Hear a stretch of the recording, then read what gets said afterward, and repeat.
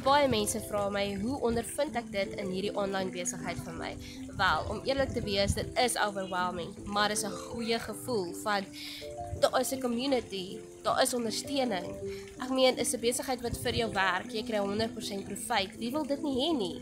So vir my is dit like, okay, dis exciting, dis overwhelming, dit is al daai gevoelens in een, maar is 'n great gevoel. Ek love it.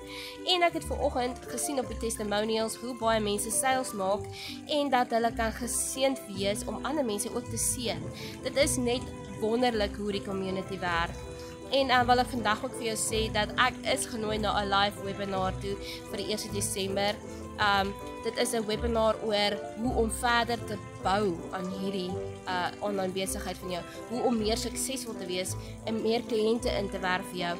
En dan is daar 'n 90 dae challenge ook wat ek definitief gaan doen. En dan wil ek ook vir julle sê, raak vandag deel van hierdie gemeenskap. As jy 'n huis wil bou, kan jy nie 'n huis bou sonder fondasie nie. So bou fondasie vandag. In 2025 bou jy fondasie vir 2026. Moenie sê jy gaan eers Januarie 2026 begin nie, want dan is dit reeds te laat. So begin nou. En in 2026 gaan jy sien, maar wow, ek kan die begin van my droomhuis begin bou.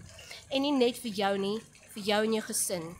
Bou 'n toekoms vandag. So as jy meer wil weet, sê net ja in die comments en ek stuur vir jou al die inligting.